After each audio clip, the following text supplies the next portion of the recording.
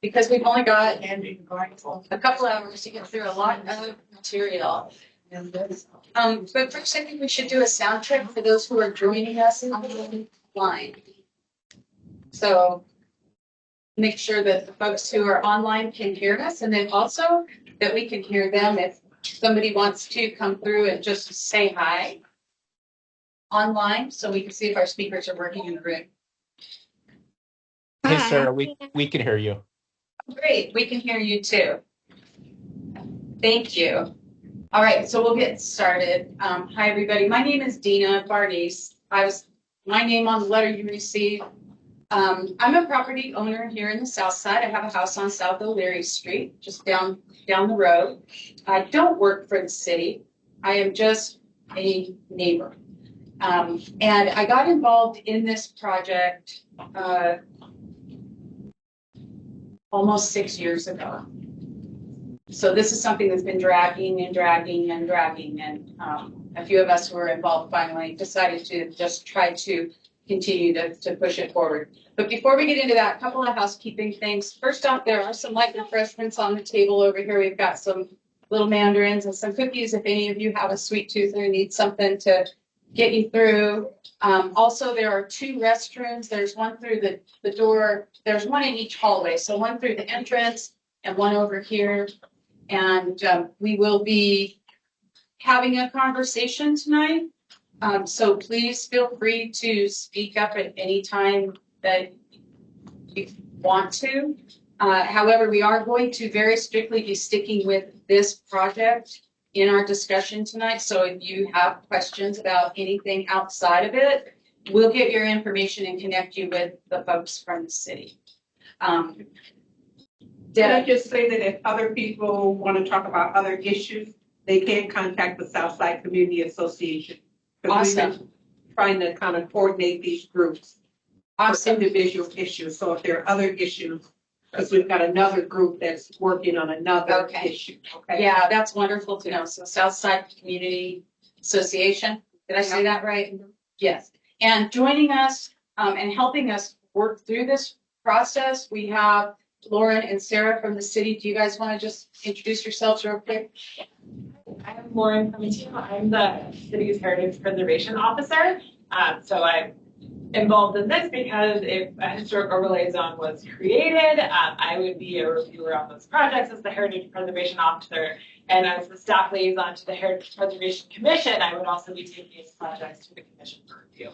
And part of adopting this is, of course, working with me through the process, and then one of the early stages is taking it to the commission for adoption as well. So, and I work in comprehensive neighborhood planning. And Sarah, introduce yourself. Hi, I'm the comprehensive and neighborhood planning manager. My name is Sarah Dector. I lead neighborhood planning all throughout the community. So I help with the Plaza Vieja plan, and I help lead the Southside community plan, which is where this community generated idea came from. It first came from those many 30+ meetings we had with the neighborhood and your neighbors between 2017 and 2020. Some of you guys were there. Some of you are newer, or maybe you missed those meetings.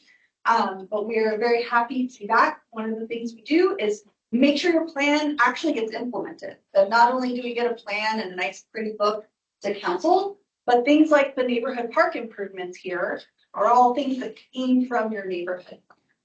So I brought copies and lots of people took them. And if there weren't enough or people want me to send out additional copies, come find me at the end of the meeting and I'll make sure those get to everyone. Thanks. At least one more. Okay. Yeah, and if you didn't get a chance to sign in when you arrived, please make sure you do before you go, because we'll follow up with you if you're interested in joining more conversations in the future as we continue to work through this document. But thank you so much for coming tonight, spending some time to learn about what's going on with this. So the first thing I want to do is just kind of explain what an overlay zone is, in contrast to a historic zone or a Southside plan. So we are in a historic district. It's called the Southside Historic District. It's much larger than what the proposed overlay zone is. The proposed overlay zone is a group of contiguous properties. Some are actually what are considered to be contributors to the historic district, and others are non-contributing, but they are still within a historic area. So contributors, this was during 2010, leading up to 2010, the Southside Historic District was developed and properties were designated as contributing or non-contributing. So we'll talk a little bit more about that later when we look at the actual map. But the overlay zone is a smaller subsection of that historic zone. And what the overlay zone does is defines boundaries, defines an area where we actually have the power to guide future development while preserving our area's character and history. And so what it does is kind of adds another layer of guidelines onto the actual zoning codes. We can't change zoning codes. Zoning codes are zoning codes, but we add an overlay, and there's already one in, it's called the Townside overlay, and that is north of the tracks in the downtown historic area. They have an overlay.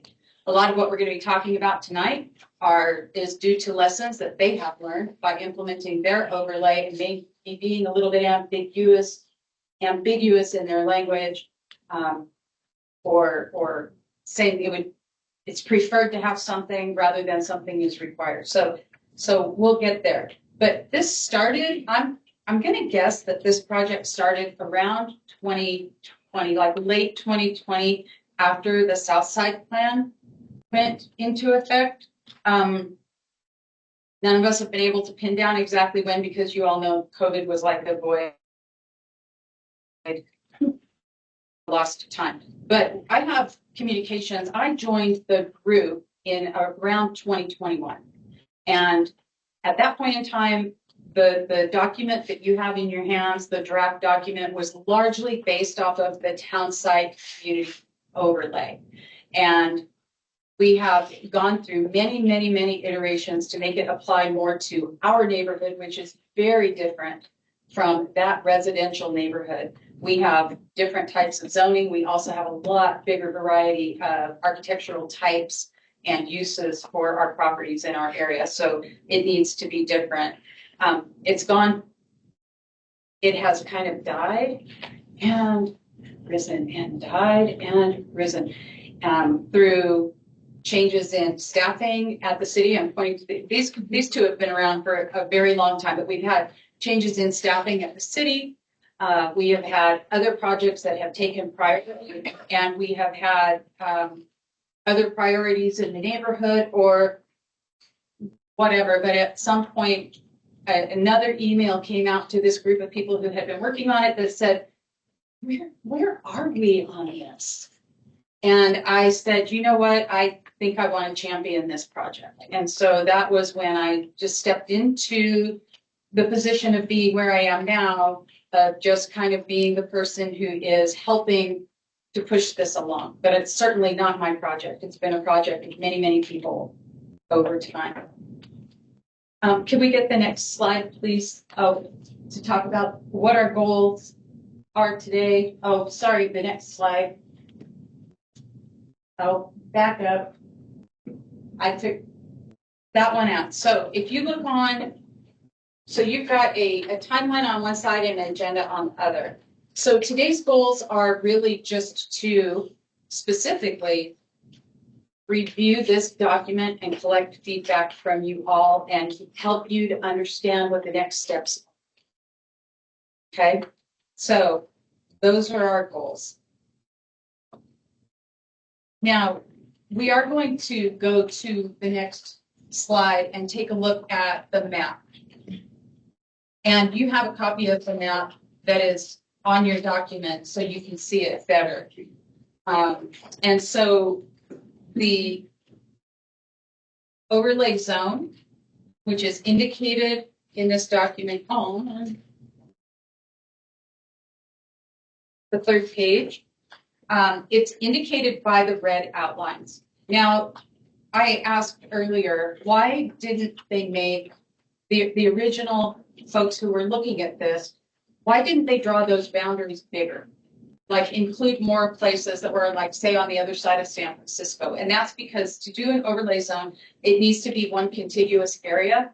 And on San Francisco, you have all commercial properties, and that would have opened another whole can of worms. And really what we are interested in is maintaining the integrity of our residential area. Not so concerned about, that's just a whole different situation over there. So when we look at this map, we've got the red, and that those are the properties that we are proposing be within the historic overlay zone. And if you look at that, you'll see that there are green, and those are the properties that when the inventory was taken for the historic district, those were the properties that were considered to be contributors to the historic district. So they go and they look at every home, and there are a couple of reasons why something may not be a contributor. Those are the properties shown in yellow. One is it wasn't old enough at the time. So 2010, it wasn't yet 50 years old. Or the building had too many modifications following the period of significance. So say it was built in 1925, and now it has had so many modifications that that period of significance is no longer evident on that property. So the reviewers deemed it to be non-contributing. It sits within the area, but it doesn't contribute to, it's not listed as a historic building within the area. A quick question, I'll make sure I understood it correct. So those with a red dot are part of the overlay zone, and those that without a red dot aren't? Or like? The or actual, I think both the red dot are that it has a red box around the property. it's the ones that are outlined. So In the all dark. of those are within the proposed boundaries of the overlay zone. I need better glasses. So basically, we have a bigger version over here, but if it's not grayed out, it's an overlay zone. So That's good. everything Anything that in has a color. So I all was of looking at the these, red dots and some. and all of those with the red dots are as well. Yeah. So, Okay. yeah.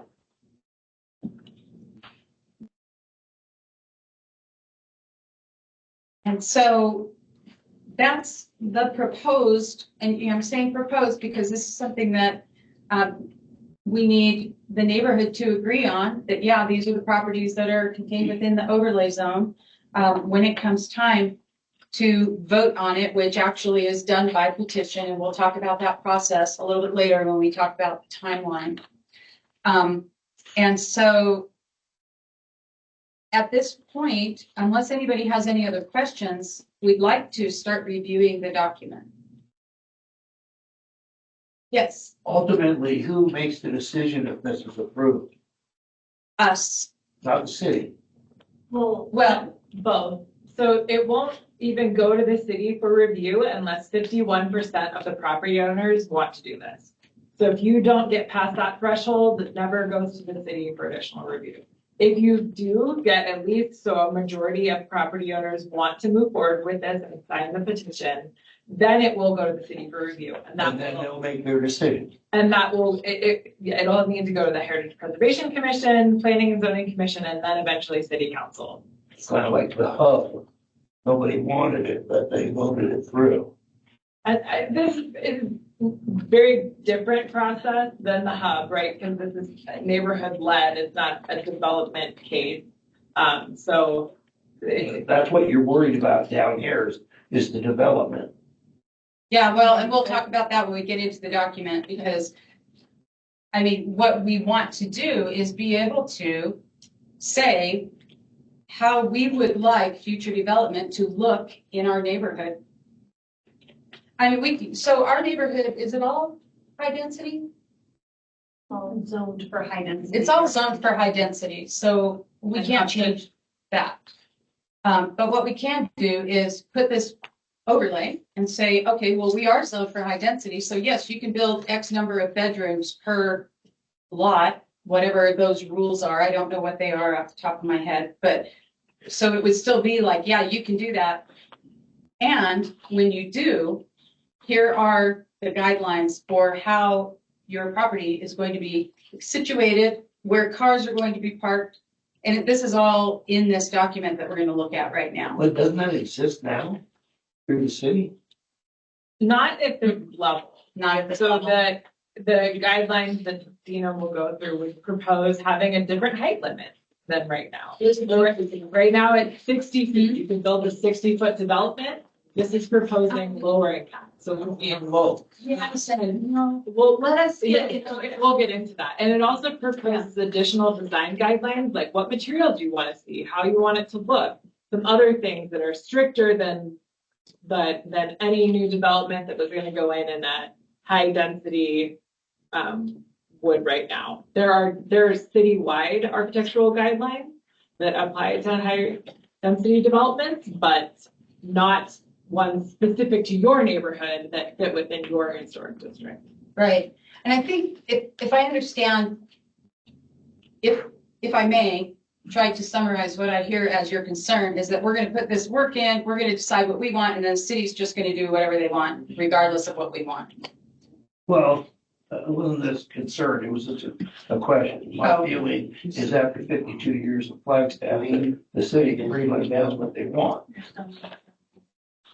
And this is our opportunity to weigh in on that process, so that our voices can have a say as well. 52 years, I've never seen that change. Well, here's an opportunity. Yeah, I mean, I've been here that long, I've been longer than that, and I do think that when this neighborhood had the opportunity to develop this Southside plan with the city, and now this is being implemented. This, residents in the city have opportunities to have input into our regional plans and things like that. So I don't know, I feel like there are some things that maybe we don't get the way we want, but but other things that we do actually have some power over. So that's what we're going to look at now. So if we can switch over on the screen and on the meeting to the document.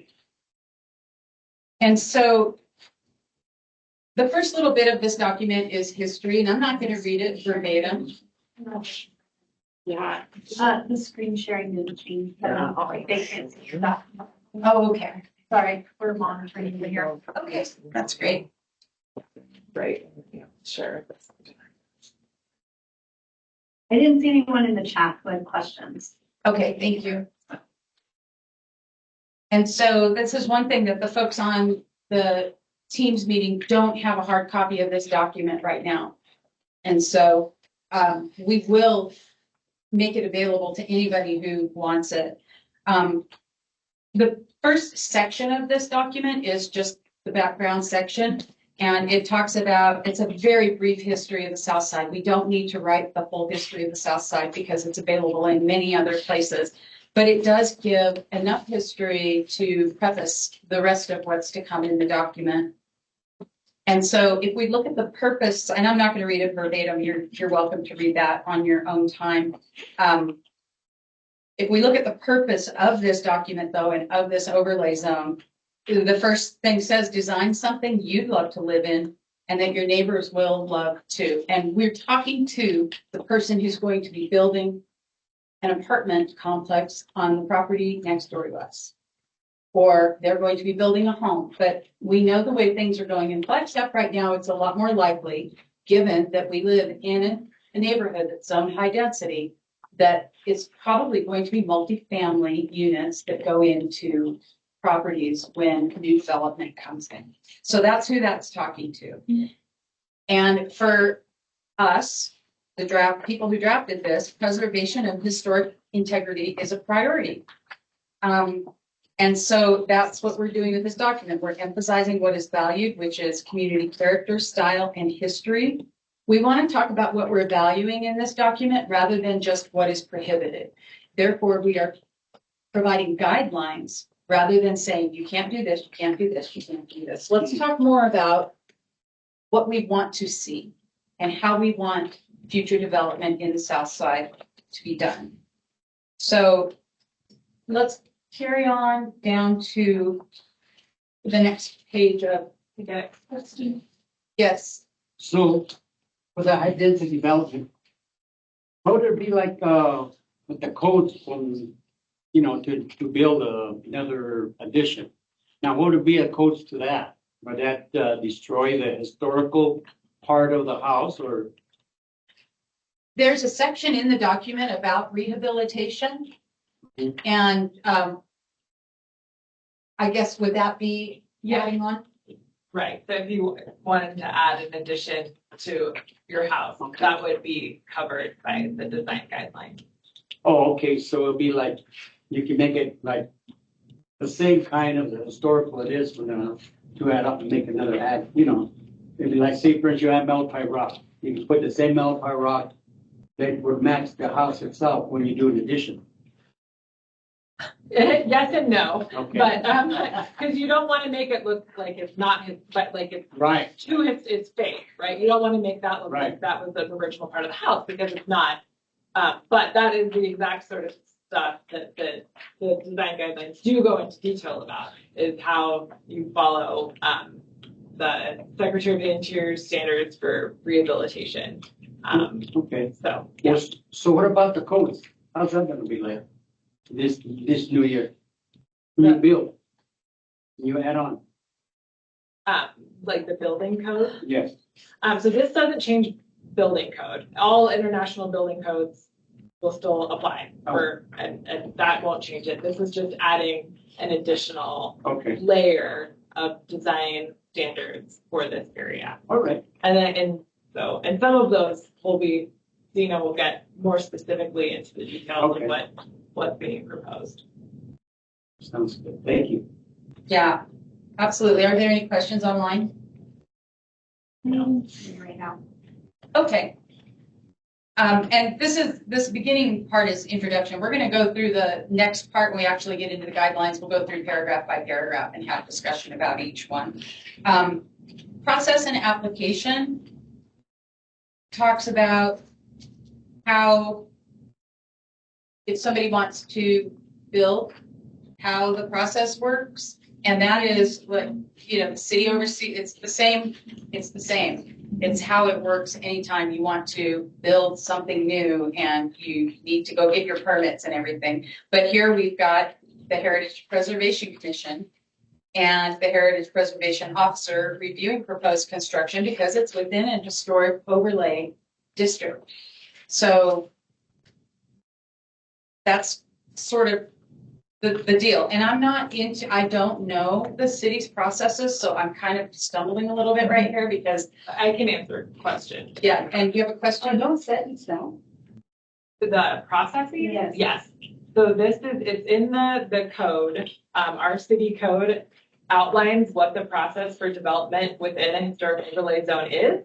So if this was adopted, you would follow those same process requirements as the downtown overlay zone or the town site overlay that Dina mentioned. Some of that is set in stone. There is a little bit in here at the end that proposes additional procedures that the other overlays don't. But most of it is. So there is a whole process of here's when the commission needs to review something. Here's when the Heritage Preservation Officer reviews something. Here's when it could be exempted by the Heritage Preservation Officer. And so all of that already adopted in city code. So how much value would it go up in the property itself with historical buildings? I wouldn't look at this as necessarily changing your property value one way or the other. No, but I mean, you can, I can't promise you one way or the other what will I happen. think that depends on the housing market. Yeah, well, the market depends on a lot of things, but I would look at it more, what do you value as a neighborhood? Would you value having a smaller building that fits in more with your house next to you? Or, would you rather see, or maybe you don't care about that? Would you rather be able to sell your property and with fewer restrictions on it? all right, I'm sorry for asking the dumb question. No, not a dumb question. Not at all, not at all.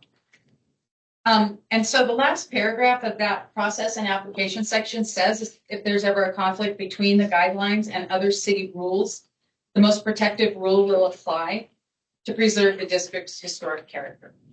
And so, you may see a city rule about building height, for example. And for that particular zone, that particular type of zoning, the building height is allowed at this, but the overlay says it's allowed at this, the overlay wins. That is what sets the rule. And so, unless anybody wants to talk about process and application more, we can go into the next part and start actually looking at the actual guidelines. The boundaries we already talked about. That's the map. And so you could go to the next page quickly and show the map. I don't think the folks online actually got to see that when I was talking about it. So we'll just reiterate again. You want to do a slow scroll on that for me? And we'll reiterate that these are the boundaries that are in the proposed Brannen Historic Overlay Zone. So everything that is outlined on that. Okay.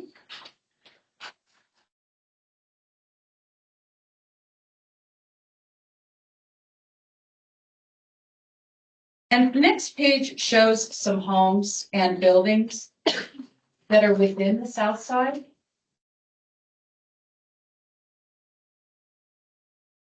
Just to kind of show the unique values or unique types of construction and architecture that we have in the Southside.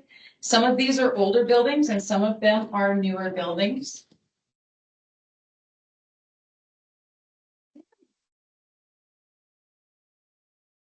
Okay, yeah. I just want to make sure I've got the whole document because it seems small. But as you can see, each one is described, and we have a huge variety of architecture types in this neighborhood. And that is why we have to have something that fits just our neighborhood, and we can't just adopt what the folks north of the tracks did, because their neighborhood is entirely different. So let's talk about applicability. And that means, what does this apply to? Right? What does this overlay apply to? So first up, we can talk about rehabilitation. And the exterior rehabilitation work shall follow the Secretary of the Interior standards for rehabilitation. And that is because we're talking about an historic overlay. And those standards set guidelines for rehabilitating historic buildings. We're not going to reiterate what is already written, because we've already stated in the beginning of this document that we are going to follow those standards. And so what that does is allows those standards to be our guide. We don't have a copy of those standards right now, but they've got a big website on it. But this includes rehabilitation of all historic structures designated as contributing. So that's really important. It's designated as contributing. And then restoring integrity of non-contributing structures can reverse previous inappropriate alterations is recommended. And would it be fair to say that if somebody reversed alterations that made them non-contributing, that in a future inventory, they could actually become contributing and be listed as an historic building? Okay. Did that make sense? So if you have a home that was remodeled like crazy and you really want it to have that historic designation, you could reverse some of those things. Like say it's aluminum clapboard over the top of Malpai stone. If you took that off and exposed the stone again, it could be that on the next inventory, they would say, okay, now this is more like it was when it was built. Did you have a question? I did, because I'm wondering what specifically is the age of a house in order for it to be called historic? It's generally 50 years.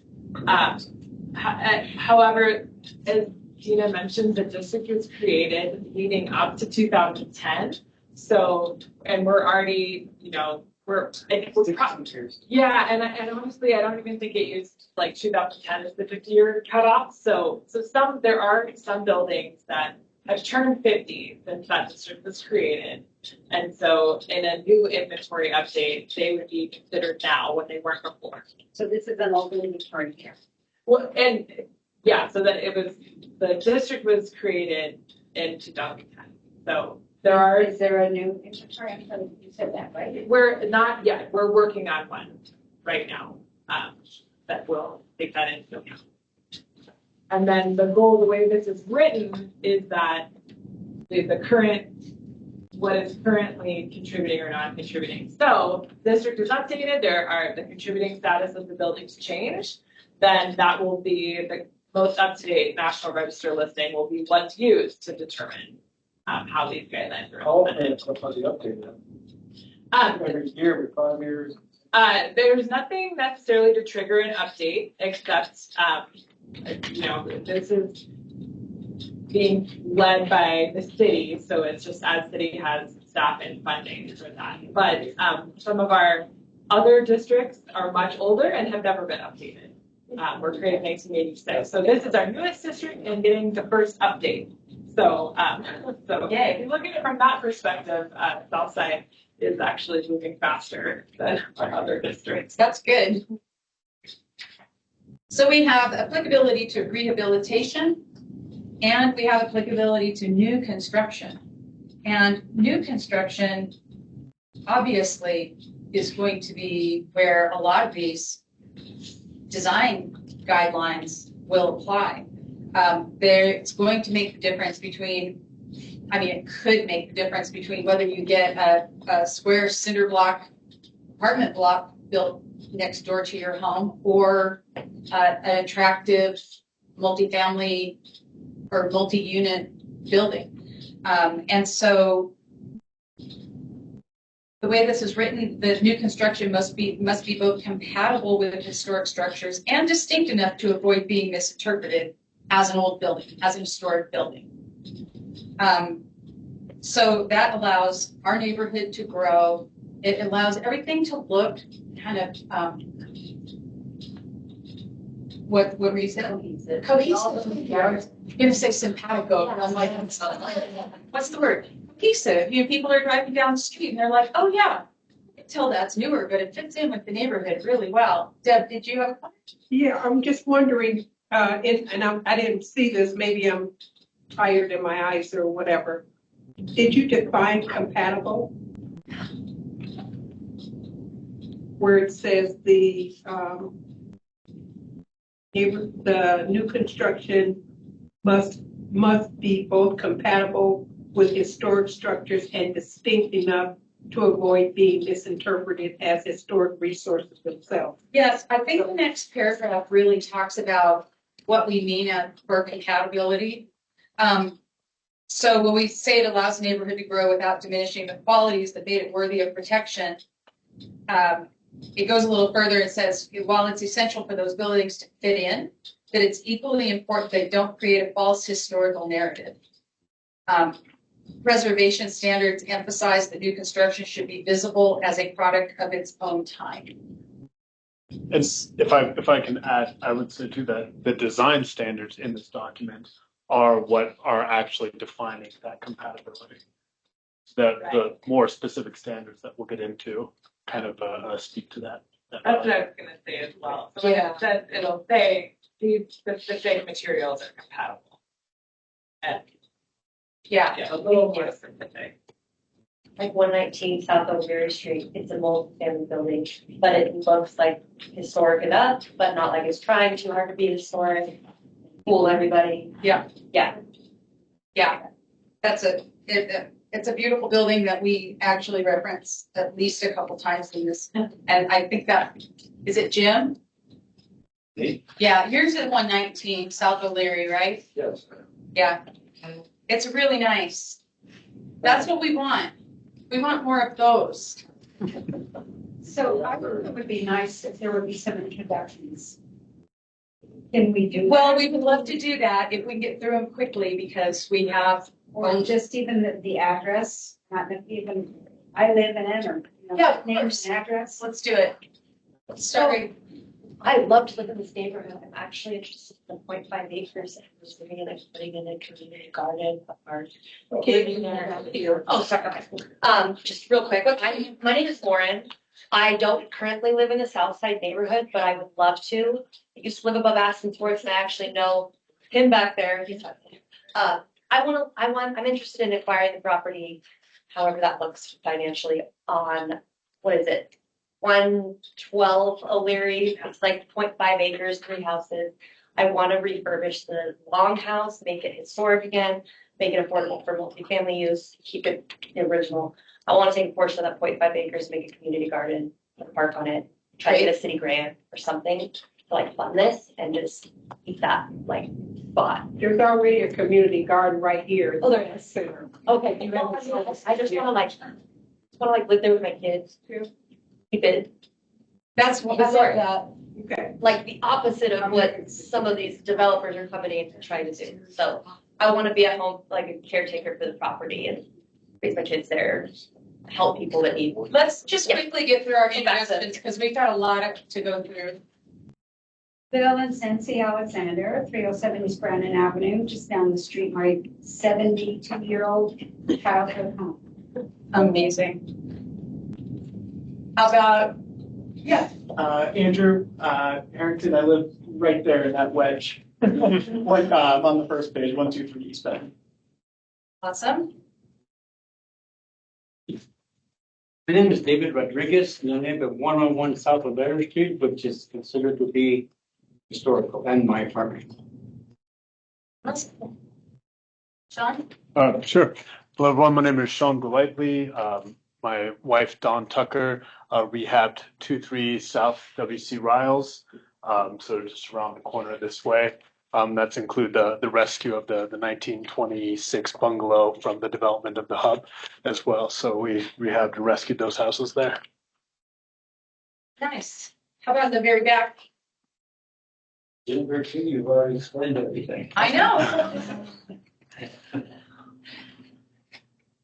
Melanie and Dave Limke, 324 Brannen. It was my aunt's house. They built it way back when. Yeah. Tiff? Oh, Tisha Hazel, I have 14 South Legacy. Nice. You don't have to if you don't want to. I have multiple properties down there. Okay, and your I name? don't live in any. Oh, okay. Sure. South WC Riles, right down the corner of Phoenix and Riles. And what's your name? Pam. Hi, Pam. Hi. In the front? My name's Mary, and I'm the owner of 102, 106, 110, and 112. South O'Leary. South O'Leary. Yeah. And I'm the realtor representing the sale of said property, hence the importance of, understanding this process to know how we can appropriately market the property. Great. I think you have 5 people online. Awesome. Maybe start with Joe. Joe, would you like to introduce yourself, please? Sure, it's Joe and Leslie Connell. We're right next door at 213 South O'Leary Street. Oh, hi, guys. Hi. And then Sean. Hello. Hello. Can you hear me? This is Elsie Cotahuria, or I was at Cotahuria, and I live at 118 South O'Leary, and we've lived there forever. My dad's mother lived there also, his brother, and then she passed away in 1946. So she lived there before then.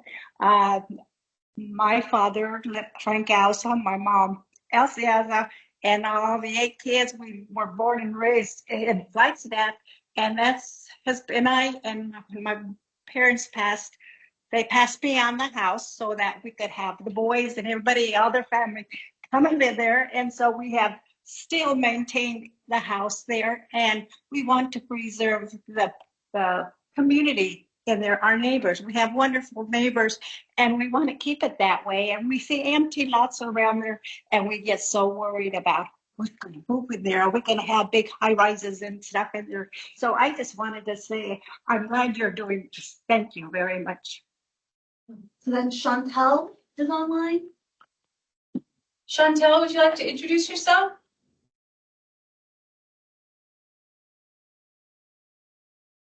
Okay. There with me, it's Chantel, Mary, and David. They own the same property with Cody. Oh, okay. Thank you. And then Anna, and then Gabriel. Anna. Hi there. Yeah, hi, I'm Anna Hammerly. I'm at 20 South WC Riles. I've been here since 2012. And yeah, thanks for your time, everyone. Thanks, Anna. And then Gabriel Almendares. Good evening. Yeah, this is Gabriel. Yeah, this is Gabriel Almendares and my wife Susie. We reside at 206 South O'Leary Street. Thank you. Awesome. Thank you. And yeah, like I said, my place is 116 South O'Leary, so I'm next door. I'm next door neighbors with Elsie's. I'm between Elsie and the Goitias on South. Yay. Hi, Elsie. Hi there, Dana. I forgot to mention one thing. I'm David Rodriguez, which I didn't forget about that. But I just And we're want to, neighbors too, David. Yes. you know, LC, I Hi remember, there, David. pardon me? Hi there. I hope you're doing well. Oh, thank you. I am doing good. Thank you for having me. Anyway, so what I was trying to say is that back in 1976, my grandfather and my grandmother, they both came with my father, born in 1907. My grandmother, born in 1912, around there. They all came from Mexico. My mom and dad and my grandparents were from Yahualica, Jalisco, Mexico. So they came across the border to make a life, just like everybody else did. Okay, so my dad was a plumber. He learned to be a plumber many, many years ago, and he was a contractor. And he plumbed all this area, Flagstaff, and different parts of other places in Flag, east side and the west side and north side. So I should anyway, ask him what my pipes are made of. pardon me, I should ask him what my pipes are made of. cast iron. Yeah. I learned when I was growing up, so you had to teach me. I don't want to know, but I had to know. That's awesome. Yes. There's a lot of history, and there's. I think sometimes people drive through the South Side and they think it's just a rundown area because there are nice properties and there are rundown properties. There are properties that are in need of some TLC. And I think what a lot of times people don't understand is there are still a lot of owner-occupied homes in this area. And so that's really important, and it's great to see a good turnout, and also people who are interested in coming in and maintaining historical integrity of our beautiful neighborhood. It's a really beautiful place with really important history for Flagstaff. So. You know, I get the feeling I'm the only person in here who is an investor here on the south side. I have been for about 50 years. And I agree with all the things you'd like to see happen in this neighborhood. I believe in what you're saying. But I think it's a bad idea to regulate it more than it's already regulated. And the bottom line for everybody's finances to boot is that this will have an impact. And if you live here and you really don't care, that's a different thing. But I think I'm on the other side of the fence. I like these ideas, but I think it will stifle. I've seen what people have done, and they've done beautiful things on some of the properties. And I see all the other properties that look like crap. And those properties are going to be slowed down as somebody willing to come in and go through the rigmarole that's beyond what the city already does. And Yeah, that could be. I'm concerned about that. So thank you. On the other side of the fence a bit. I'd love to see the neighborhood become great. I don't think it's done by saying you can't go over 28 feet or 29 feet or, neighborhoods have a tendency to take care of themselves. I've seen that in a lot of communities. So thank you very much for your time. Good luck to everybody. Okay, thank you. You bet. All right.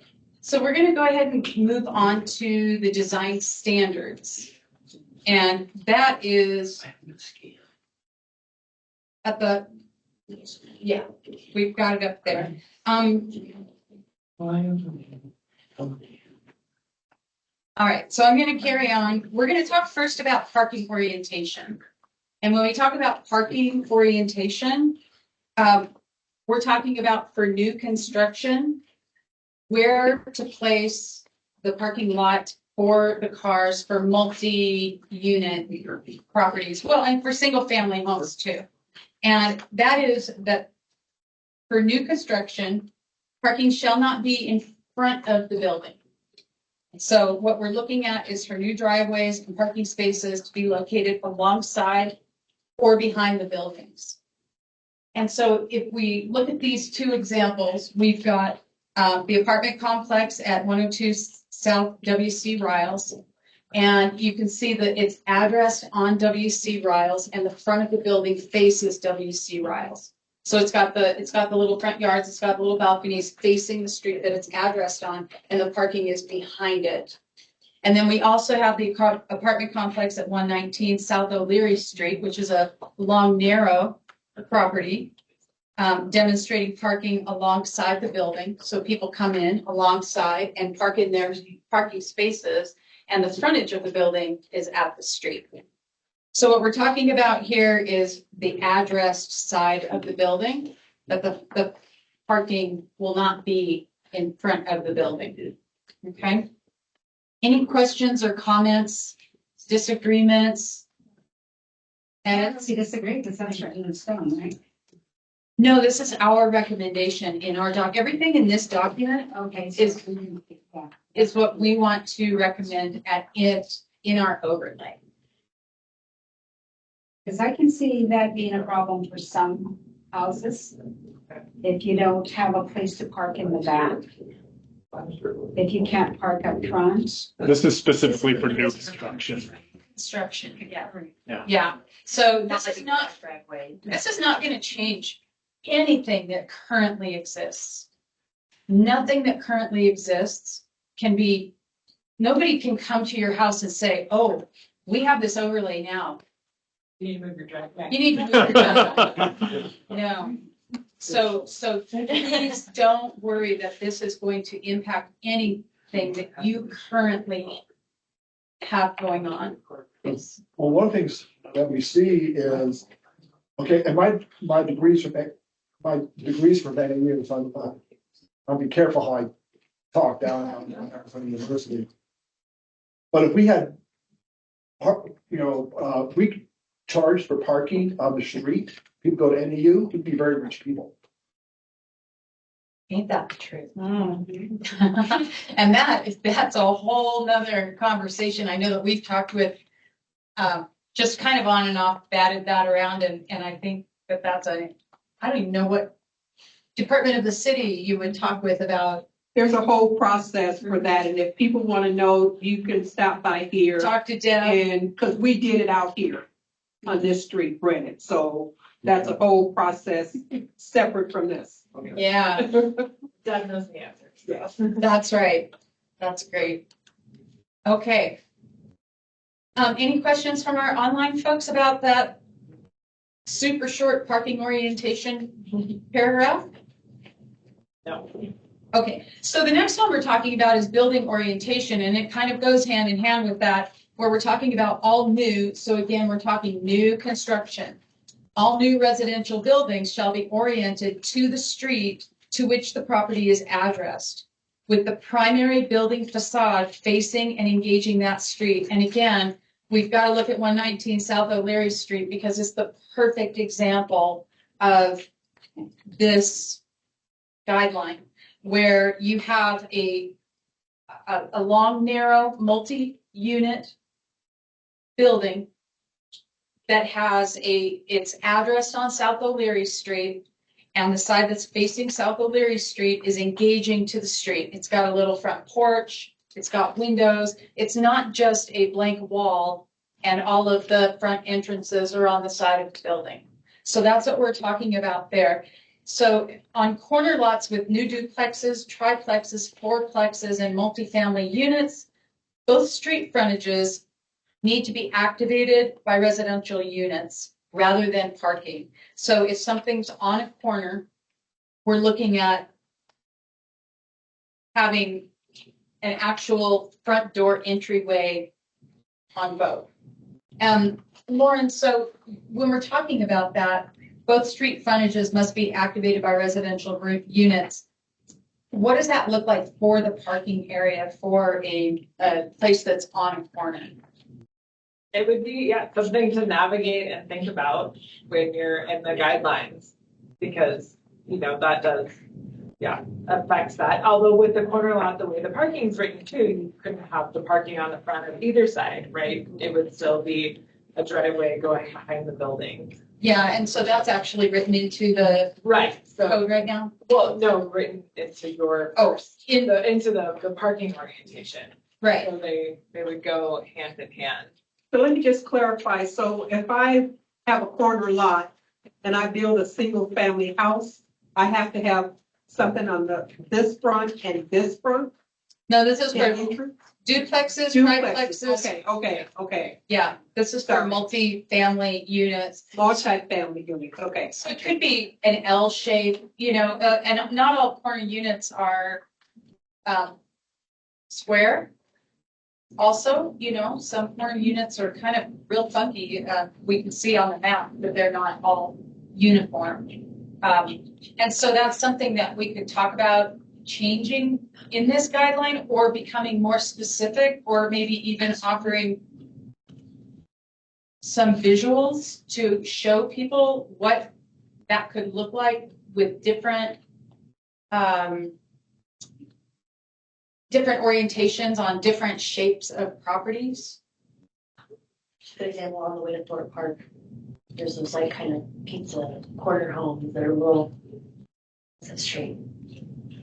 They're just on a cool corner, and you can tell it's like almost like a San Francisco type build. Like a corner, yeah, kind of like Cottage and Riles has, they have an L shape and they have entrances on both pieces with parking behind it.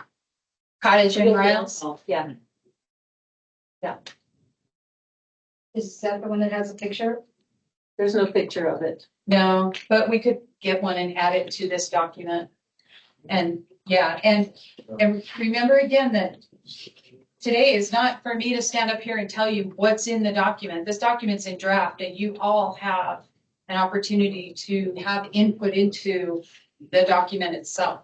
Something like that doesn't make sense, or that's going to be hard to enforce, or you feel that way about any of it. That's what we're doing here. You wanted to back up to the parking photos. I think so that the apartment building, right, is a corner. So that's like the opposite example. So the side along Riles is activated. The other one is a blank wall. There's no windows. There's no entrance. There's nothing. So this is asking for something that wouldn't be that, but to have some kind of activation on both sides of the street. So not necessarily a separate unit, but maybe a side door, right? Or windows or something. So that smaller, like just a service area, trash can, dumpster. You get up there and point to what you're saying. It's. I know that. Yeah. This is the blank wall. Yeah. Right here, and so. Exactly, and that's a corner property. Yeah. So one side, as Dina pointed out along Riles, has all of the entrances. Yeah. Or the porches, and then the parking is behind the property, but then the cottage side just has blank wall. And so in the guidelines, we would say, if you would like to build something like this blank wall needs to have something. Looks more like the entryway on the house next to it. Yeah, because that's not pretty. We don't want that, right? Exactly. Actually, we like it. Yeah. Like maybe a little front porch or a little gabled entryway or something, a side entrance into that unit. But that apartment could either be just flipped and have the whole front of it be this way. Then it would change. Or just flip the whole thing. Their address would be Can I different. comment on something when you're ready? 50th Street. Right. I'm commenting on 119 South Larry. I live across the street from it. And I don't know if there's nothing you can do, but you have the side parking and college kids live there. But you know what? It's easier to park in the front. So they don't like to go inside the side and be there. They have their little garages there, which is really nice, but it's easier just to park in the front. And so we have to be really, especially garbage day, we have to start finding one of the cars to leave the day before or 2 days before and put our garbage cans there because we will not get a parking place. Or, there will be no place to put that garbage can. And the city usually doesn't pick up the garbage if it's too close or whatever. But I'm just noting that a lot of times it's nice that they have that parking, but they don't use it.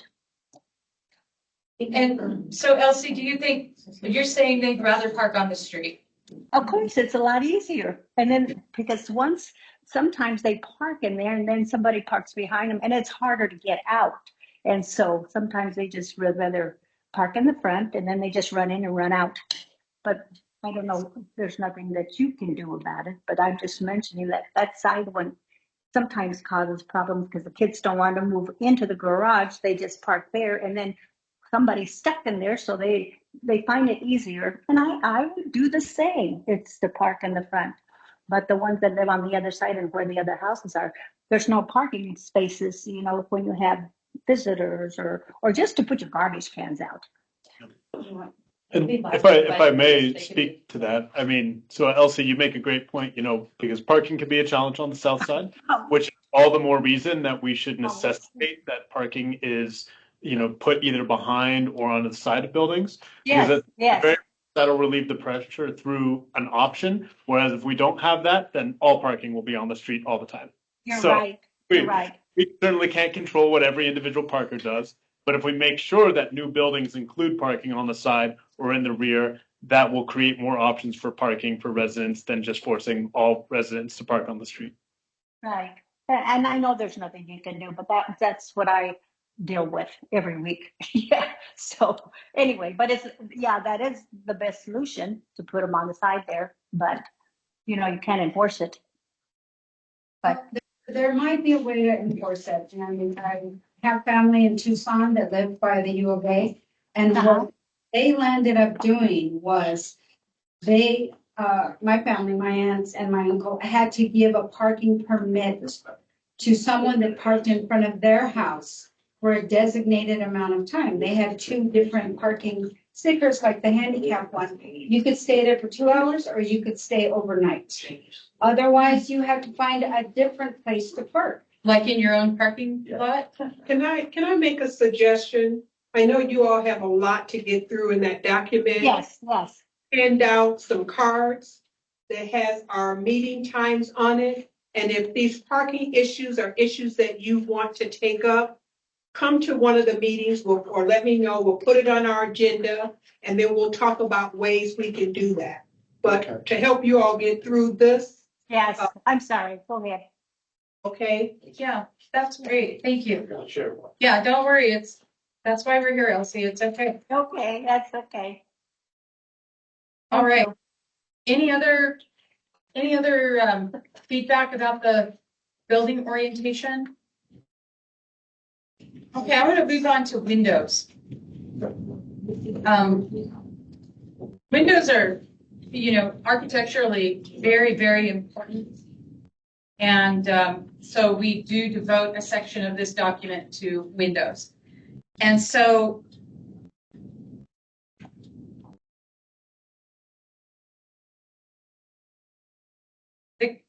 I just wanted to make sure I'm reading this first sentence correctly. The repair and continued use of existing historic windows is required over replacement unless the deterioration criteria that is listed below is met. And so what this means is, unless your deterioration is so extensive that repair isn't feasible, you should use your original windows. Repair those original windows by reglazing, replacing glass, whatever it is you need to do. However, we understand, I had to do this on my house. That's my house down there in the photos. And my old single hung windows, the ropes were broken, the weights were broken, they wouldn't stay up. the frames were rotting, so I did have to replace the windows. And so I think it's a good example of when you have to replace the windows before and after. But basically this says, they should match the original windows in design, sash, and pane configuration and opening style.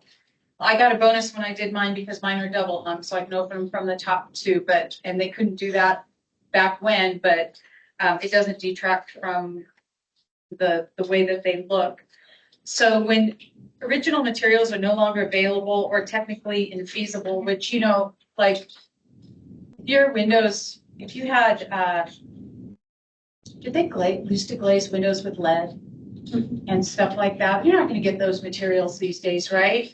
However, if the original windows in the house were wood frame, as they probably are, then you should replace with wood frame, is what this is saying, with wood frame windows. Compatible substitute materials may be used if they match the appearance, dimension, and finish of the historic material.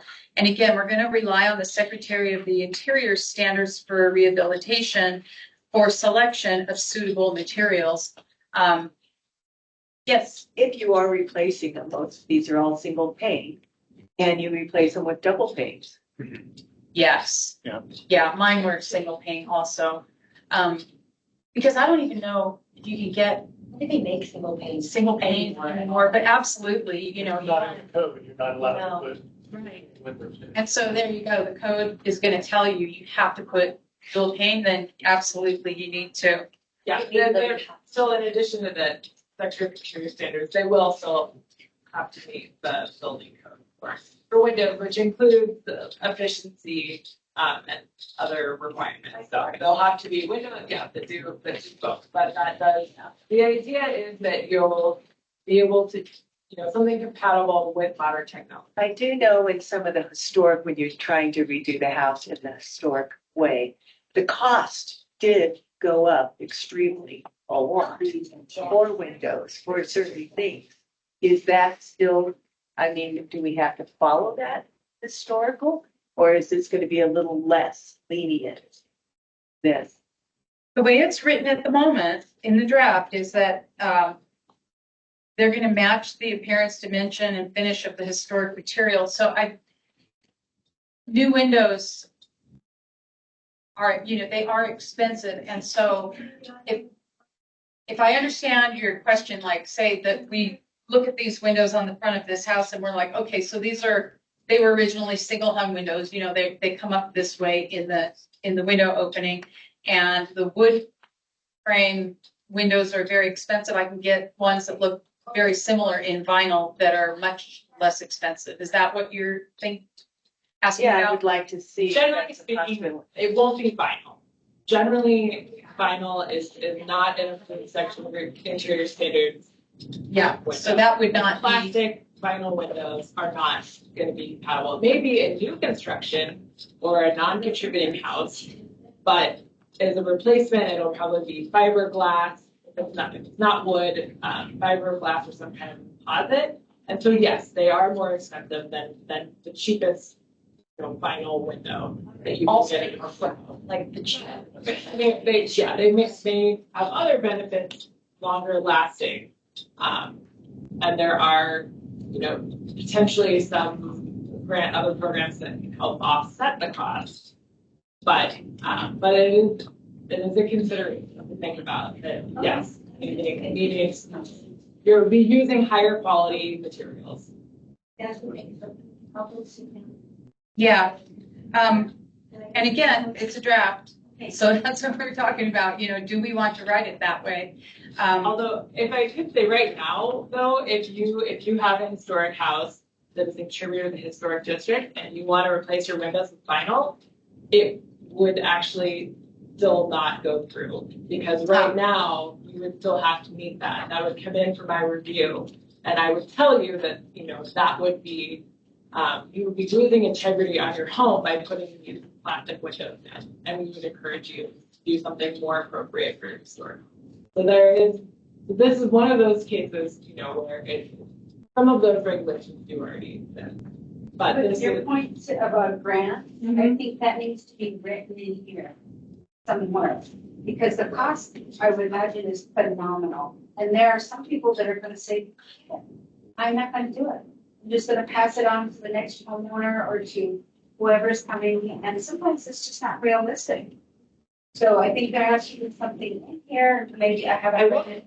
I would encourage everyone not to put the language in here that isn't related specifically to your overlay and your design guideline. Because if the grant, programs change, contact information changes, and you don't want to put a lot of extra stuff in here that isn't directly related. However, if you have questions about grant, I'm happy to tell you about the city's grant program for historic homes or other grant opportunities. And we can talk about that. We can do a meeting on all of that if you all want to. You just have to let me know and we can schedule. But as a question, maybe saying something like contact city employees for additional information. The website we would publish this on has that information on it right now. It's already on our website, and we put all the historic district guidelines on the same page that you can find. So it's there. It just won't be in code. I just want somebody to be meetings on it. So I understand I can go to the city website and get more information. Or if it's a place to me on that. Yeah, and you wouldn't have this document either, typically, if somebody's gonna start doing work on their house, so they would need to go to the website or call somebody from the city and say, hey, I was told when I bought this place, there's some kind of thing that I have to, guidelines, and they point you to it, and all that information would be there. So Anna online has a question about windows before we move on to the other topic. Anna, do you want to go? Hi, yeah, this is brief. I wanted to just echo some concern about the restrictions on windows, because that could really make a difference for somebody like me who's, trying to improve my house. It could mean that I make the decision, I don't know who was speaking, but they said earlier, is it even worth it? Do I even want to put my resources into this house if I can't, I can tell you right now, I have priced out windows. I can't afford wood windows. I cannot afford wooden windows. So, I think I would ask us to be, thoughtful about that. And that for me personally might be a sticking point, so yeah. This is Alfie again. I'm 118 South Larry, and I have two big windows, one on each side. And I've been always just thinking I want to change the design of the window. And this way I could not, right? Say I wanted to put little bitty windows all the way across the top and then just have the same look. But if it goes through these guidelines, I wouldn't be able to do that, would I? It will depend. I can't speak to everyone's houses individually and whether or not if you have big picture windows, they're right. It's right next door to Dina's house. It's too big picture window there. Big picture windows, those probably are not the original windows of your house. So you probably do have some leeway in putting small windows. I always remember those windows. I don't know. Yeah, maybe not. It is a case-by-case basis. I know I worked with Sean and John on replacing some of theirs. They replaced non-historic windows. And if you're replacing something that's a historic window, again, you have a little more leeway than you do if you're replacing the original. Maybe they're not. Hopefully they're not. Okay, thank you. I will say all of this that we've talked about, Dina's example, Sean and Don's example, those exist right now with the existing code. So that really isn't too big of a change. The biggest part with the windows that would be a change is new construction, and some of the other guidelines. But right now, using the Secretary of the Interior standards for replacing windows on historic buildings does already apply to all of the designated contributors in the district. So if I could, hearing this conversation, I wanted to make a suggestion to a change in the sentence and run it by you to see if this was something that would even work in something like this. So in the second paragraph, I believe it's the second sentence, it says, when original materials are no longer available or technically infeasible, compatible substitute materials may be used. Could we add or technically or financially infeasible? Compatible substitute materials may be used to basically allow someone to say like, well, I can't afford, this original material. Does that give me leeway to use a compatible substitute? Is that something that would be appropriate in something like this? I think that would be hard one to enforce what the threshold would be. I will say here, I would recommend no, but there is, if you were to adopt the overlay, there, something like that. Because the bottom line is if you put in plastic windows because they're the cheapest and that's what you can afford, it's still not the best for the building or the district, right? So, but the difference would be if this is in place, there is a certificate of economic hardship option that would be available to those projects. And that's where you could say, I can't do what these guidelines recommend because it's financially feasible to me. Got it. Okay. Versus giving everyone the out to not Right. use the guidelines because it's financial. So what I'm hearing then is that there are structures and procedures in place that allow people on a case by case basis to say, hey, look, I want to do this, but I don't have the money to do it. So maybe there's another route I can go. And you guys, and your role in the city, are able to evaluate that as on kind of a case by case type basis. Okay. And I'll say, so I've been involved in the historic preservation program since 2019, when it moved from a different division to ours. And the one time we did give an economic hardship, it was for windows, but it was for someone who was on a limited income. They changed out the windows, they hadn't gotten a permit. Taking new windows out and putting in a second set of new windows was infeasible for them. Right. So that's an example where, there's no mercy at the end of this process. Like we do what makes sense. But what we have been able to do in almost every case is work with a property owner, not to go full wood windows that they can't afford, but to help them navigate what kind of products would be compatible and to find something in their price range and to even support that with the $10,000 matching grant, or in some cases, $20,000 in matching grants. Yeah. So, there's a significant investment through your BBB tax to support homeowners. So it's not that this is all one way or the other. Right. This is not all stick. It is carrot and stick together. And what you get out of being an overlay is a Lauren, who is the technical support, free technical support for all the historic properties. You actually have that now. You could call Lauren any day and get advice before you make a purchase, before you make a change to your property, well in advance. And she's here to guide homeowners who have historic properties. This just gives you it more explicitly. And I think that's what she's saying is every day, if you put in for a window permit tomorrow on a historic property, Lauren would be sitting there calling you and giving you that advice and writing up notes for you and helping you with that.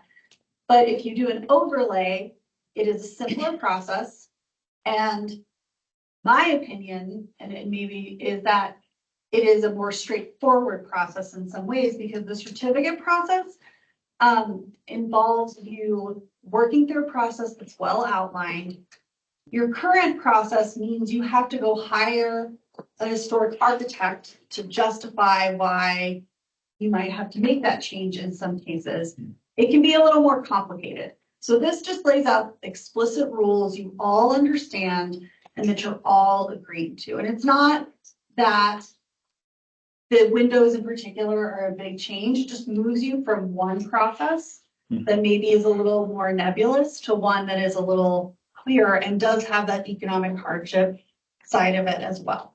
We're never going to try and hold someone up from doing a project that improves their property and that helps make it a property that'll be here for another 100 years. That's the whole goal of historic preservation, is to help you continue to maintain and use your property in a way that is useful to the city. You all as a neighbor have to agree what that looks like for you. If I to add one more on that, Sarah, just for everyone listening in this room, as mentioned, we just went through the process of replacing windows on our historic home, and Lauren and Sarah and the whole team, they were really helpful. There was flexibility, there was back and forth, there was, figuring out what worked for the home and for us to make the project go forward. So I can speak from personal experience that this isn't necessarily just, them blowing smoke at us. Like we didn't feel that they were trying to inhibit us and the success of the project so much as, help us through it and guide us to a solution there. So I just wanted to add that personal experience for those listening. And I actually was able to take advantage of one of the grants offered by the city to help me replace the windows on my house, which was very helpful because there's no way I could have afforded the windows that I put into the house if I hadn't had that grant, because they are very expensive. But one thing I noticed here is that we don't actually talk about new construction in the windows section at all. This is all for rehabilitation. And so, I don't know, I just wanted to mention that. Yeah. And I'm not sure that we came to any conclusion whether the language should stay or go. And we're not going to come up with our final draft tonight either.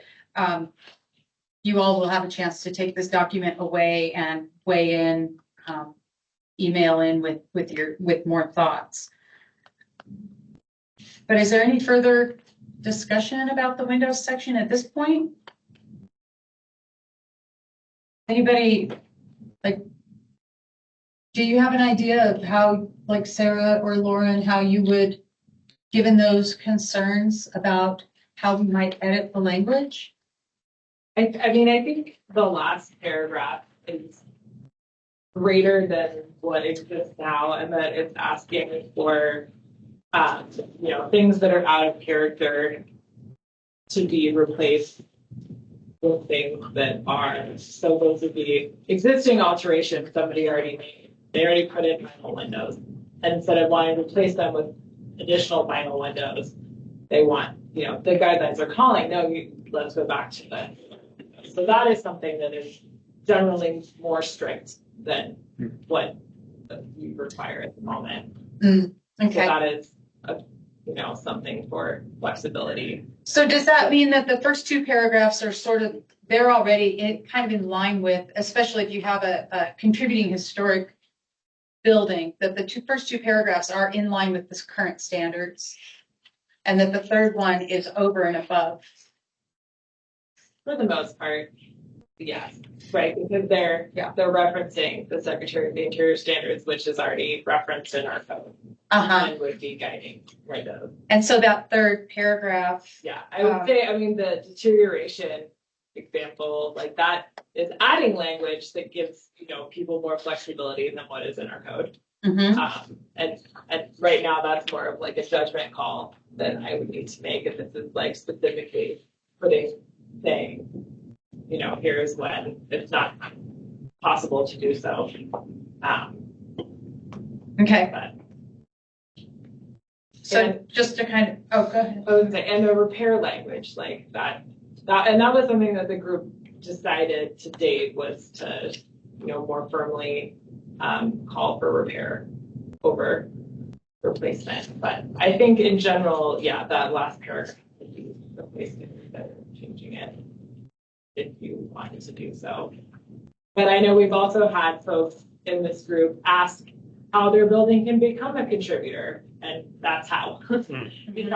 By you put someone on your house, put in replacement windows that are detracting from the integrity, and it was not a contributor, and you would like it to be a contributor, and this is an example of how. That's it. Yeah. So if we look at that third paragraph, this one is saying that non-conforming, windows, incompatible proportions, materials, or configurations shall be replaced to bring them into conformance with these standards. Does that mean during a rehabilitation?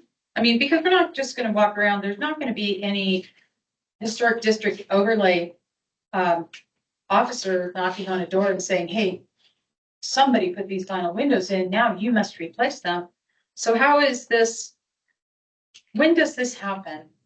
Does this happen during a renovation? I would assume that would Yeah. be, and again, like you said, no one is required to make the changes unless, but if you were coming in, it would say, yeah, you want to put in replacement windows on your house and it falls under these guidelines. That's how it's currently written. Okay. Well, I think this one's going to require some more conversation, maybe some thought and really reading through and just really thinking about what that could mean for future property owners, for you in the future when it's time to make some changes to your home. But let's just make sure we can get through and move on to the next section, and that's development, massing, height, and proportions. So this talks about, first off, this is a draft. That's why it says date, 2026 in that first sentence. But the historic structure that exists at the time of the overlay designation. So that means at the time that this overlay was actually put into place, if it passes and we say, yes, as a neighborhood, we want this. The historic structure that exists at that time is typically considered the primary structure. So when there are multiple historic structures, the structure closest to the street is considered the primary structure. However, in limited cases, and David, your house is a great example of this, David, where in limited cases where the historic structure is set significantly back on the property. So like on a long, narrow piece of property and the structure is set way back, such as a surviving carriage house where the original primary residence was demolished or something similar to that. A new primary structure may be constructed closer to the street, provided it complies with the design standards.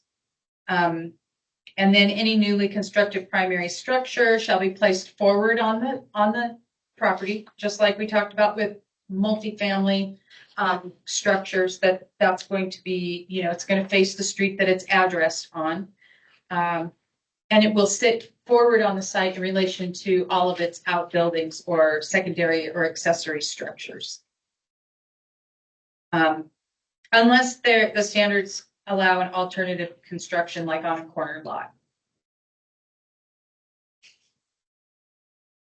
And that secondary structures are any structures that are not considered the primary, and they need to remain subordinate in bulk, size, scale, design, and materials. So, they need to be smaller than, so you don't turn your carriage house into a 3-story, 3-apartment unit building that's behind your smaller house that's sitting in front. So like, I'm just gonna make up numbers. Say you have a 20-foot house and you want to put a 10-foot gazebo behind it.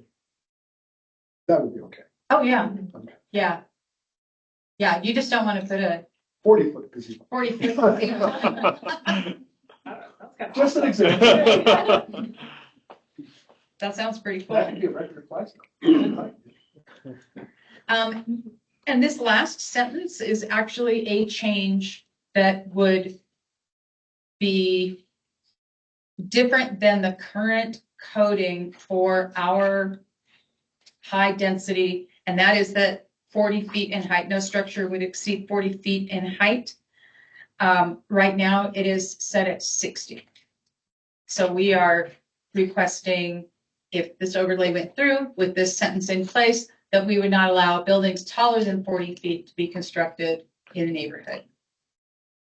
And for reference, 40 feet's about like 4 stories. 4 stories. Yeah. Yeah. Is that corner one on Butler and Eldon? What's the height of that apartment complex? It's there across from the church. Yeah. Oh. The one where the front door is right on the street. Okay. What, do you know what the height of that building is? No. And do you know that Val's, where Val's is right here on San Francisco, that building is about 45 feet tall. That's one I can tell you that on. I don't remember the height on Mr. Flagstaff Apartments. So just a little shorter than that. Yeah, so just be a little shorter than that. That's a pretty tall building. Yeah. Still, 40 is still pretty tall. Yeah. Where do we, when we were part of this 4 years ago, we talked like 20s. And just to kind of throw a grenade in the room, like, where are we on 40? Like, that's tall. It is. I honestly hate the idea of 40, but I'm curious what other people in the room think about. So I just maybe understand, where did 40 come from? And then maybe go from there. And also I can table that for another time, but No, that's freaking tall. Yeah, it's a good time to talk about it. I think that We originally talked about 2 stories and a little. yeah, what was it, like 28 feet or something? And I think in an earlier draft I saw it was 25 feet because that's what the town site has, and it was just piggybacking on what they have. Granted, their zoning is not nearly as tall as allowed here anyway. So, you know, that is not as big of a change for what you could develop. And I think, but it is definitely still up for discussion. I think, yeah, it just, again, you know, where is the balance between? yeah, the conversation kind of went like this, and it was like, well, 60 feet, wow, that's really tall. 25 is kind of down here, and thinking about like getting enough signatures to make it pass. And would people go for it if it were at 20, or if it were at 25 feet, knowing that the city code allows for 60 feet in a HD zoned area? And so we just kind of said, well, let's see how people feel about 40 feet. And it was really hoping to have this conversation. It had to do with privacy. It had to be with where were those windows going to be in that 4-story high building, looking into your 2nd story or into your backyard or into your bathroom. So it was going to be, if it was going to be that high, where were those windows going to be? And that was going to be a real conundrum because you can't tell people where to put their windows. Right. So it was part of the original conversation. Do you know how high the apartments are that are on Riles and Cottage? They're 2 stories. They're 2 stories. Yeah. They're 2 stories. So those are maybe 26, 25, 26 feet? 20. They're Yeah. shorter than the climbing gym, aren't they? What's They're that? shorter than the climbing gym. Yeah. So 40 feet is double that, the Riles building. Yeah, 40 feet's tall. Four stories is. That's that big complex where the students have a patio on the road. Not quite that. Mr. Flagstaff. Yeah, not quite Mr. Flagstaff tall, but yeah, you know. But you know Bell's Workshop on San Francisco Street? The barber shop? Yeah, the barber shop. That one is 45 feet. Pretty tall. So that's 45 feet. So across the street from me, Mr. Wong has an apartment house that's 2 stories high with a cupola at the top. It's more than 40. Well, it's more than 25 feet, but it's only 2 levels. Yeah. Yeah. It's tall enough. I don't disagree. I didn't come up with 40 feet. No, I totally would not want a 40-foot building next door to my house. I really wouldn't. But I also have to acknowledge, okay, well, we're in a high density area and we have to think about, can we get 51% of the property owners within the overlay zone to agree that 25 or 30 feet is acceptable? So this begs a question, which is, you know, how many passes do we get at passing? Meaning, like, let's say we go forward, we say, let's put it at 30 feet. And we go through and we don't get 51%. And everyone comes back and says, no, the height restriction was too narrow. Would we be able to go back, change that height restriction and try and get another vote? I mean, this is a neighborhood-led process in our code. So I think, you know, from that perspective, could, you know, changing the design guidelines and going through the process. Right. I mean, I think there may, city right now is taking on, a lot of the work. And at some point, I may not be able to dedicate resources to going through this process 6 times, to be perfectly honest. Well, and you need to also understand that it's a really long process every time, and so. And there are some costs dragged out. Like when we get talking about the application, those are costs. The mailing that we are doing are a cost. But some of that might be hard to keep repeating. But what we're looking at is, the 4-story apartment complex, maybe a small drop. Instead of going to 25, go to 30 or 35. Yeah, and another thing is, obviously everybody who came to the meeting is very interested in this from one perspective or another. And if you're interested in it because you're in favor of this sort of thing is talking to neighbors and talking to other property owners and saying, hey, look, this is what we've met about, and this is really important, and we need your help. We need you to sign the petition because we need 51% of the property owners to sign it. I think a big conflict is that property owners are not owner residents, and so not living in the neighborhood. Their investment in how it feels to be there is very different when you think about the economics for them and the neighborhood. Absolutely. Unless we're owner occupants.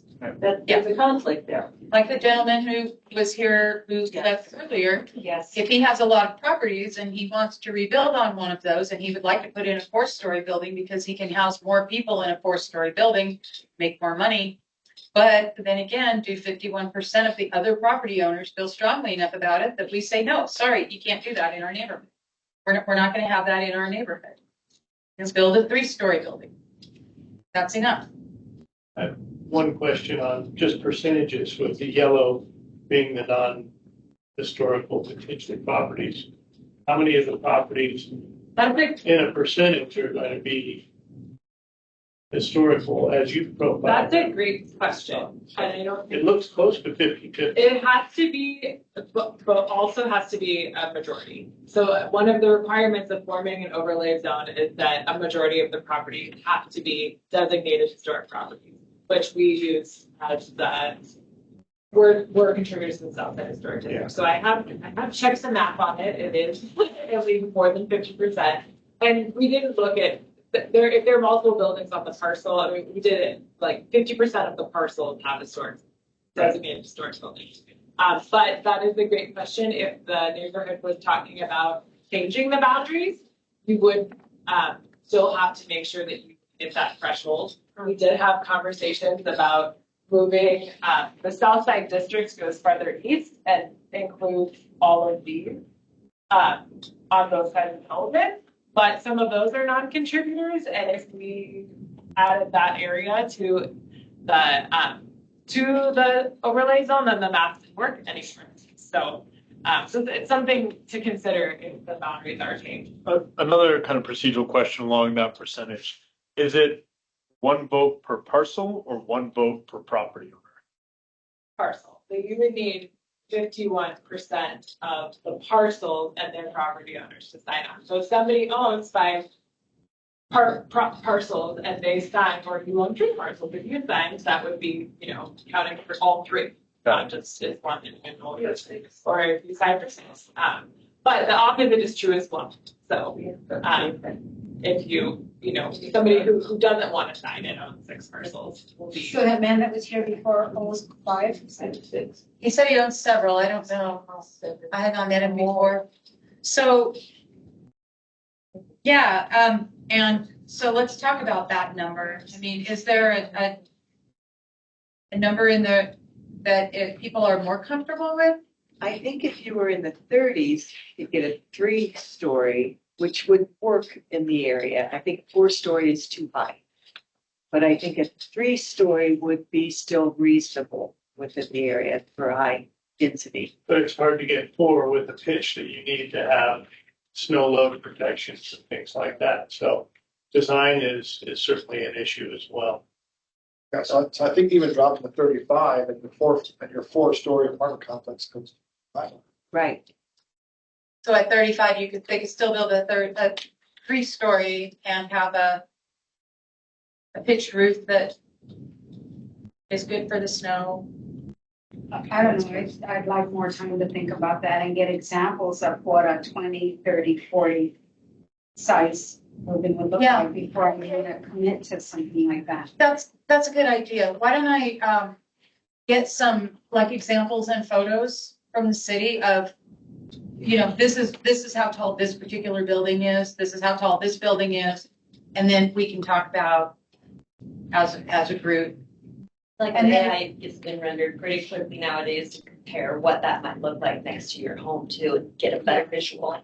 Yeah. Plus, I'm sorry, I didn't catch your name, is important to remember is the pitch of the roof, which if it's a 2-story building, based on the pitch of the roof, it might look like a 3-story that didn't have a pitch that high. So that's also going to impact the height.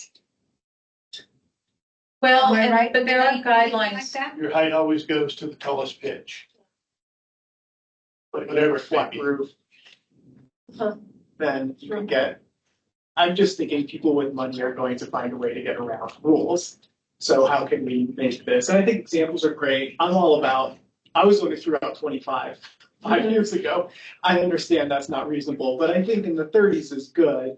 And so, but yeah, let's get examples, but this is definitely something that'll have a hill to die on for sure. Yeah. I could just say, just an example front, we did ask last year with our GIS department was pulling some data for us, and if what we could pull on existing building heights, and we don't have great data on all the exact height of these existing buildings, and part of that is because it's, they're historic homes, so we don't have all of those great building records. So we have like the number of stories and the average story height, so we can kind of extrapolate some things, but because it doesn't count like the attic, roof pitch, etc., like we don't have like a great data on, what every single building in the overlay, what the height is, or what an average height is. But I think if you wanted, like, we could find newer buildings that we reviewed, and we would have the records for some of the newer. That's what I was thinking, newer buildings, because you'll have that data, and then we could just say, this building is at the location, and then people actually could drive by and actually look at the building also and see it. So yeah, I think that would be extremely helpful. Okay. Any comments or questions online? Not right now. Okay. Let's move down into architecture, materials, and details. And if we're talking here about compatibility, we may, I think that legal wants us to strengthen that language a little bit. Thanks so much. Thank you, sorry. We'll get through it. No worries. Yeah, we'll catch up. I think they want to strengthen that language a little bit about what is compatible, but we'll hear from them on that. But new construction and additions shall be compatible with the overlay of materials and architectural detailing while allowing for contemporary design that complements rather than imitates the existing context. So we're in this document not limiting the architectural styles to those currently present, but we do want to see a high level of craftsmanship and reinforce the overlay's historic character. So we want things to look like they fit in the neighborhood, just to put it simply, right? We want something that looks like it fits in the neighborhood. So we've got a lot of characteristic materials, including, but not limited to, malpie and tufa stone, stucco, clapboard, and wood shingles. The beauty of the Southside is that we have such a variety that it's not like an HOA where we're like, you've got to use 8-inch shiplap on your house, because we have such a great variety that this gives people a lot of options for what they're going to use on their new construction. And really, it's just, in my opinion, it's saying make the place look good. And again, I'm going to point to the place that's across the street from my house, the 119 South O'Leary, which is just a great example of building of, in my opinion, how we would like buildings to look if they're newly constructed in the South Side. And then on existing buildings, substitute materials may be approved when they closely match appearance, scale, and finish of traditional materials. They're durable, they don't adversely impact the historic character, and we're going to, again, rely on the Secretary of the Interior standards for rehabilitation for guidance on selecting those substitute materials. And then down here for color, the one thing that we are prohibiting, it's the only thing that's prohibited in this document, is painting unfinished brick or stone. Otherwise, we're encouraging sticking with original color schemes when possible. So, say again, please. Was there a comment from online? Okay. So if we look at the next page, you've got a lot of examples. So we've got a stucco multi-unit home. This is the one that's across from you, right? Yeah, the Wong house. Yeah, the Wong house. And then we've got a tufa stone duplex at 106 South WC Riles. We've got the clapboard home on 124 South O'Leary Street. That's a non-contributor, but still it's a clapboard home. And then we've got another one with decorative shingles at 19 South WC Riles. We've got the old Union Hall. That is a sandstone brick facade, so we would not want that to get painted. Fortunately, it has been. Yeah, he did that. Yeah, it's you know, I tried to stop. You can't get it off. sandblast. They've Yeah. painted that. And thank you so much for coming. Yeah, thank you. I really have to do the neighborhood. I will put up a high rise. Hopefully you'll be my neighbor. That property did that after you bought it.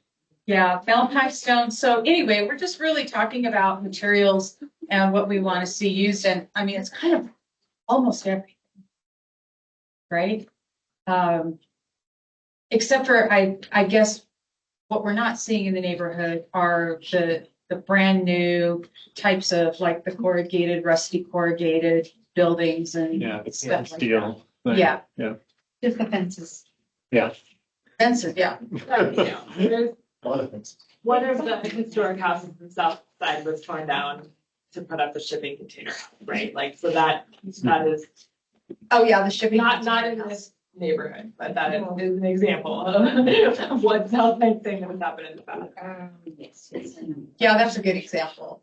Yeah. Or like a Quonset hut or, Right. you know, that type of stuff. And so that's really what that is getting at. And does anybody have anything to add for that or any comments for that? I think it's pretty well explained there. For porches and balconies, for new construction, we want to just, we want to give a guideline that front porches or stoops shall be incorporated on the street facing side of the building, so that we've got that nice entryway look on the street side of the building. And the city of Flagstaff offers really extensive and well-written guidelines for porches and balconies. So we're not going to rewrite those in here. We will only say that materials and styles shall fit in with those already incorporated into the neighborhood, following the city of Flagstaff standards for porches and balconies. And they've got standards for covered porches, for what is the kind of porch that you've got the, okay, my brain is tired. There's a few different types of porches in the standards, right? Yeah, and I think, and basically, instead of, when we had discussions about this, there were so many different varieties that already exist in the neighborhood. There wasn't, we want to see stoops and no porches, or we want to see this specific type of covered porch and no stoops. So many things exist that the group felt at the time, just to have the language we would like to see that, like porches and balconies and the interaction with the street, but you could just use what's existing in city code for how you build them. So that it was really just a requirement to have it and not specifically what it's gonna look like. And yeah, and that's the possibilities are covered by the code. And that's really, it's only specifically for new construction. Because, so many of the, like, I know, for example, my house, I couldn't put a porch on that. It's too close to the sidewalk. Like, it has one, but it's enclosed. So, the next section is trees. And so we're asking that healthy, mature landscape trees in front yards over 20 feet in height to be maintained and to not plant invasive species, box elders and elms specifically, for new plantings. I'm not sure who would plant those trees, but maybe somebody would because they're fast growing, but if you have either of those in or near your house, you know how problematic they are. So we really want to discourage them. All those little beetles. Yes. Yeah. Yes. And yeah, if anybody has any other species of trees they want to really specify in there, we could add it. But those were the two that came to mind when we were drafting. Okay, so the final section on this has to do with demolition. And that is that, we always desire that a building be saved rather than demolished. If it's over 50 years old and is determined eligible for the Flagstaff or National Register and the owner wants to replace it, we would like, well, if this goes through, the guidelines would state that it's required that the following options be considered in this order of preference. 1, that the building be rehabilitated. 2, that the building be moved. And then if neither of those is feasible, that the building be demolished following the certificate of economic hardship process outlined by the city. But we always want to encourage rehabilitation of the historic buildings whenever possible. Can I just add a little to that? This is the section I mentioned earlier that is different than the overlay process right now. So the requirement to offer up a building to be moved to somebody before it's demolished, that doesn't exist in our code requirement. And so, as Sean mentioned, he has a house that was moved. So there's precedent for that, and some folks have voluntarily offered them up with other development projects. These greenhouses over here, my understanding is that they are all up for grabs. And said when they go to get demolished, if somebody wants to take them. So, but that would be adding a specific procedure requirement that is different than what's in code. And in general, we can back up a little bit, Kevin. So this whole demolition section would add, if you went back to that 1030 code section that's referenced earlier about the development within a historic overlay zone. This is just adding a few additional things to think about. But this was also, neighborhood led, wanting to see houses be offered for move before they're demoed, and adding in these things. What's the criteria to determine if a property can be rehabilitated versus being in a condition that it's so distressed that it's cost prohibitive to even try to rehab? And then I'd like for further explanation on number 3 here, how that works, the certificate of economic hardship process. Some further explanation in that regard would be helpful. Sure. So so to the first one, that if the building official can go through a condemnation process if it really is not repairable. That exists, that process in general, regardless of a historic district or overlay in the code to determine, but yeah, repair is not possible, not feasible. Things are so deteriorated, unsafe, etc., that it needs to be condemned. Although I would like to add Right. that that's all a matter of will. It is, Because yeah. our home, what's Right. pictured at 23 South WC Riles was deemed condemned, and we rehabilitated it and got a new certificate of occupancy. And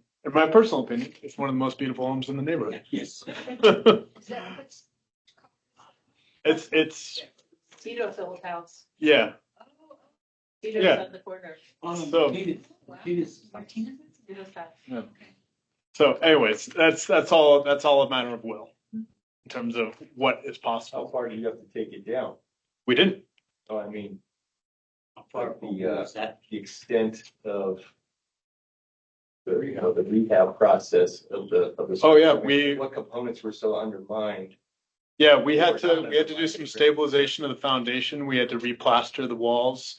We had to do some fortification in the attic where there had been a fire. We had to do a lot, and it was worth every penny. And the certificate of economic hardship, that exists in the code process already for historic overlay zones. It's one of the options. It only exists in a historic overlay zone. It does not exist right now. That's not something any of your properties could use at the moment. It would only be an option to you if you were in a historic overlay zone.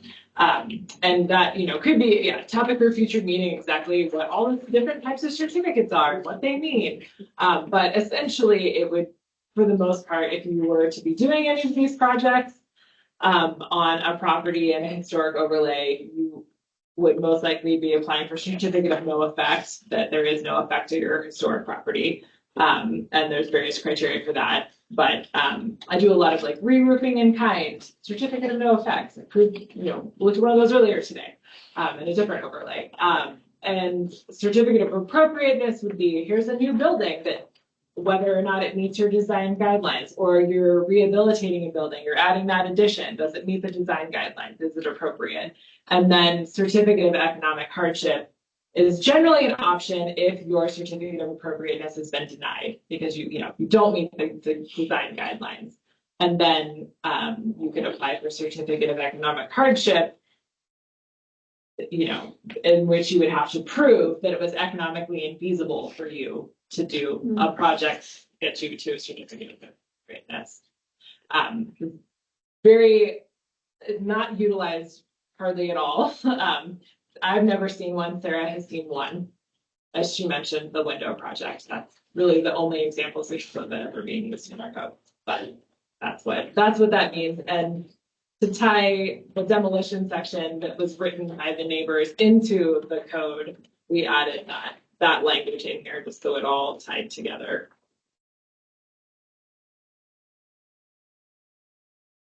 And so what about, if a property is a contributor to the historic zone and somebody wants to demolish it, they have to go through a process already, right? Yes. But right now, if you have one of these contributing properties and you want to demolish it, essentially our code will require you to do some mitigation to do so, but you will move forward with demolition. I see. And there will not be any kind of design review of what's going in. This would change that. There would be additional review, and you would have to, you may have to do a certificate of economic hardship to be able to demolish. If that's denied, there is a 1-year temporary delay of demolition in the code. So there are, additional steps if you wanted to demolish an eligible historic property. And then would that change the historic designation because you're losing 51% or whatever? It could, yeah. And then it goes back Potentially. to not being a historic overlay anymore?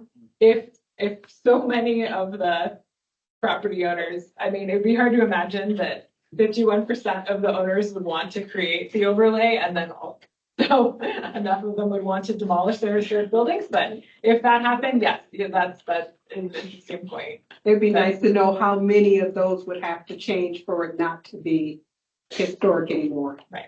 Well, and when the new inventory is done, I assume that more will be added, will be given historic. Yes, Contributors. there are at least a few that I know of in this neighborhood that weren't 50 years old at the time the last inventory was. They would be evaluated now. There will be a determination. And there could be some folks who, it could go either way. Some folks could have done alterations, but their building is no longer eligible, or they could have fixed their building up. And it is, reverse previous alteration. So are you gonna add those before this is finished or after it's finished? And that's a great segue because we are at the end. So I think now we can talk about the timeline. But Yeah, no, we get to wrap up. Project will go forward before that. That one, because even when the city's done with the inventory, it's still going to take another 18 months just for the state and the federal government to pass off on it and adopt it. So this is definitely moving faster. Yeah. So, and we are at time, but if you look on the back of your agenda, you'll see the proposed timeline. Really, depending on if we can get this document finalized and get signatures by June. But we've got tonight's meeting, and then the city, zoning, and legal are going to do a review of this document to make sure everything is looking good for them. They're going to recommend some changes or alterations possibly. And then the neighborhood, we would like to finalize these standards by the end of March. And so what I will do is wait for notes from whoever's taking notes, and also put together all the questions, the areas of the document that need further discussion. And as long as you signed in, and did you guys collect email addresses? And yeah, I've got your email address, then I'll send an email out to everybody with updates. If the folks on the phone, if you could put your email addresses into the chat of Teams, if you don't already have those. Or I put my email in the chat so they can email me. Oh, perfect. That way they don't have to share it with everybody. Yeah. And so please send Sarah an email with yours, and that way everybody will continue to get updates on this as we go along, and we'll just keep working on this until we get a final draft. Are you gonna change the height option? We have a lot of things that we still need to discuss as a group. Before it goes to city? No. It goes to legal still, okay. No, because I think that's not something that they're gonna. The 40 will wait. I mean, right. I think Yeah. it would be in there for now, but then you'll get it back. But maybe the next. And so once we have finalized if we get that done by the end of March, then during April and June, then we, not the royal we, but all of we will work on collecting signatures on petitions. And so petitions will be sent out to all the property owners to sign, and then we will ask for you to please talk with your neighbors who aren't able to make it to meetings and explain it to them and ask them to please sign the petition. We want to have those finished by the end of June, and then things start. Yeah, just a quick note on the petition. This is not like a petition to city council or to the state legislature. Every property owner will have an individualized one, with their ownership information, their property information that they'll need to sign. And you will be agreeing to that specific finalized draft. So that's part of why we can't, need the neighborhood to finish their draft. And then that's what the property petition owners will be agreeing to, that specific draft. So that does need to come first. We're going to do at least one round of review, send it back out. And so everyone would be hopefully agreeing to whatever that height requirement that you decide on. Yeah. But that's why, it is important to nail that stuff down beforehand, because that's what we'll be agreeing to. And I have prepared a petition and sent it to our legal for review, and Kevin and Mary Grace are helping fill out specifically, with property owner information, so there will be an individualized one with a lot of that stuff filled out, but you will need to do that. Yeah. And there are, if it's owned by multiple entities, there is signature lines for each, but it is something that we're gonna need an individualized form signed by each person. And we'll send real specific instructions when that comes. But between now and then, we've got to finish these guidelines. So I'm going to guide us through that process. Through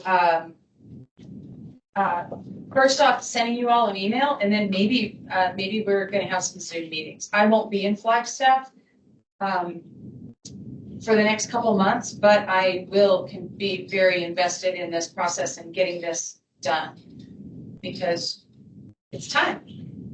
So thank you so much. I'm not going to go through the rest of this because that's kind of where our work ends. Once we've got the petitions, then it starts going through all the processes with the city that it needs to go to, and those are clearly laid out from number 5 through 10. We do have another neighborhood meeting in between those. It's a formal meeting, but by then the petitions have been signed and the process is underway. So that's really that is the goal that we are trying to reach right now, is getting to the point to where we can get our signatures and get things moving forward. Thank you so much for your time tonight. I really appreciate you sitting here for 2 hours. Thank you, Dina. Thank you. Yeah. Thank you very much. Great. Thanks everybody online. I'll be in touch. Did anybody